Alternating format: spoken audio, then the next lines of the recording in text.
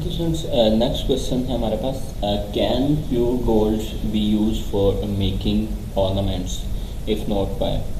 सो ornaments के बारे में भी लास्ट हमने पढ़ा है लास्ट लेक्चर में। तो जो प्योर गोल्ड है, क्या वो उन ऑर्नामेंट्स को बनाने के लिए वो इस्तेमाल किया जा सकता है? अगर नहीं तो उसकी रीज़न बतानी है कि क्यों। तो उसका आंसर है नो, यानी कि जो प्योर गोल्ड है वो हम जो है वो यूज़ कैजुअली नहीं कर सकते। उसकी रीज़न क्या है? Pure gold due to its softness and being expensive, वो बहुत ज़्यादा सॉफ्ट होता है और बहुत ज़्यादा कॉस्टली होता है, बहुत ज़्यादा महंगा होता है। Can not used for ornaments, it is mixed with copper और lead.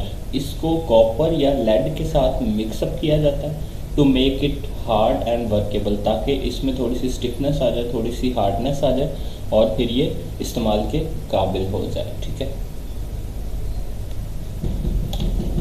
Next question, Y copper is use for making electrical wires. Copper जो है वो इलेक्ट्रिकल वायर्स में क्यों यूज़ किया जाता है, उसको बताने के लिए क्यों यूज़ किया जाता है।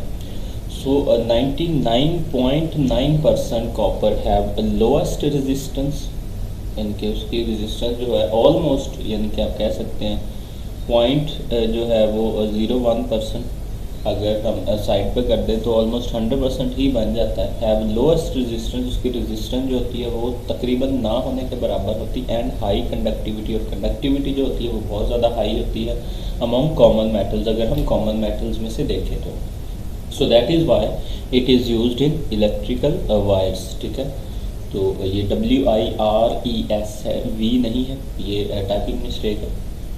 ठीक है, सो इस वजह से ये जो है इलेक्ट्रिकल वायर्स में जो है वो इस्तेमाल किया जाता है। नेक्स्ट क्वेश्चन है हमारे पास, what is the trend of variation in densities of alkali metals. तो ट्रेंड हमने बताना है वेरिएशन में densities of alkali metals. The densities of alkali metals decreases down the group। अगर टॉप टू बॉटम यानी कि ऊपर से नीचे की जानिब अगर हम मूव करें तो जो डेंसिटीज़ हैं अल्कलाई मेटल्स की वो डिक्रीज़ करती हैं। बिकॉज उसकी वजह, उसकी रीज़न ये है द एटॉमिक साइज़ और एटॉमिक वॉल्यूम जो होता है वो बढ़ता है। जैसे हम टॉप टू बॉटम मूव करते हैं एटॉमिक साइज़ जो है वो इंक्रीज़ करता है, इसकी वजह से डेंसिटीज़ जो है वो डिक्रीज़ करती हैं down the group. Next question है हमारे पास, which metal is use for metal work. Metal work में कौन सा मेटल जो है वो यूज़ होता है। क्वेश्चन नंबर 14 है हमारे पास, इसका आंसर है आयरन। आयरन का सिंबल होता है Fe।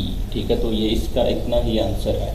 ठीक है, इसके साथ अगर आप ऐड करना चाहें iron is use for metal work तो ये मतलब बेटर हो जाएगा। अगर आप इतना आंसर दे देते हैं तो आंसर ये भी ठीक है, सिर्फ आयरन, लेकिन उसके साथ आप लिख दें iron is use for metal work. So next question है हमारे पास, why magnesium is harder than sodium. जो मैग्नीशियम है वो सोडियम से ज़्यादा हार्डर या उससे ज़्यादा सख्त क्यों है। सो इसका आंसर है हमारे पास, magnesium have 2 electron in its valence shell. Magnesium के जो आउटरमोस्ट शेल में, वैलेंस शेल में 2 इलेक्ट्रॉन्स होते हैं। While sodium atom have 1, sodium के आउटरमोस्ट शेल में 1 इलेक्ट्रॉन होता है। So magnesium can form stronger metallic bond than sodium. जो मैग्नीशियम है वो सोडियम से ज़्यादा स्ट्रॉन्गर, ये ज़्यादा मजबूत जो मेटेलिक बॉन्ड क्रिएट कर सकता है। So that is why magnesium is harder than sodium. So ये वो रीज़न है, इस वजह से मैग्नीशियम जो है वो सोडियम से ज़्यादा हार्ड है। नेक्स्ट क्वेश्चन है हमारे पास, why calcium is more electropositive than to magnesium. यानी कि कैल्शियम जो है वो ज़्यादा इलेक्ट्रो पॉजिटिव कैसे है मैग्नीशियम से। तो इसका आंसर है the position of calcium is down the magnesium in second group. Second group में अगर हम देखें तो कैल्शियम की जो पोजीशन है वो यहाँ पर बताई गई is down the magnesium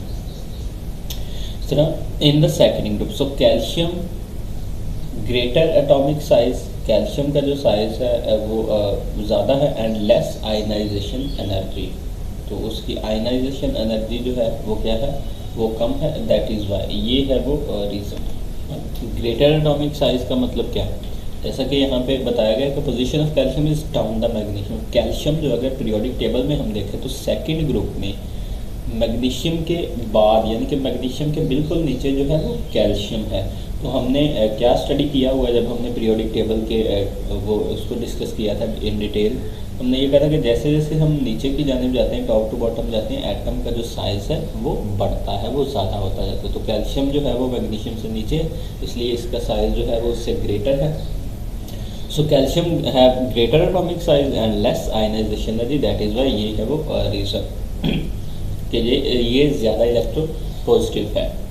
so next question है हमारे पास, why ionization energy of sodium is less than magnesium. Ionization energy की अगर हम बात करें सोडियम की, वो मैग्नीशियम से कम क्यों है, ठीक है। तो इसका आंसर है हमारे पास in third period of periodic table. Periodic table में अगर हम उसके थर्ड पीरियड की बात करें, sodium lies left to magnesium. सोडियम जो है वो मैग्नीशियम के लेफ्ट पे है। Hence the atomic size of sodium is greater than magnesium. Sodium का जो एटॉमिक साइज है वो मैग्नीशियम से ज़्यादा है। And atom have less nuclear charge than magnesium, उसका न्यूक्लियर चार्ज भी मैग्नीशियम से कम है। So both their factors favour the lowering of ionisation energy sodium than magnesium. तो ये जो फैक्टर्स बताए गए हैं, ये जो है इसकी वजह बनते हैं कि उसकी आयनाइजेशन एनर्जी जो है सोडियम की वो मैग्नीशियम से कम होती है, ठीक है। तो ये था हमारे पास जो हमारे पास सेकंड लास्ट क्वेश्चन। ये हमारे पास आ गया हमारा आज के टॉपिक का last question, why the ionisation energy of sodium is more than K. Sodium की जो आयनाइजेशन एनर्जी है वो पोटेशियम से ज़्यादा क्यों है, तो उसकी जो है वो रीज़न हमने बतानी है। Due to smaller size of sodium than potassium. Sodium का अगर हम साइज देखें तो वो पोटेशियम से कम होता है। Due to smaller size of sodium than potassium and less shielding effect, और उसका शील्डिंग इफेक्ट जो होता है वो भी कम होता है इन सोडियम। इसमें सोडियम में जो है वो शील्डिंग इफेक्ट भी कम होता है। So this favours the greater ionisation energy of sodium than potassium. तो ये जो फैक्टर है ये उसको फेवर करता है कि उसकी जो आयनाइजेशन एनर्जी है वो ग्रेटर है, ठीक है।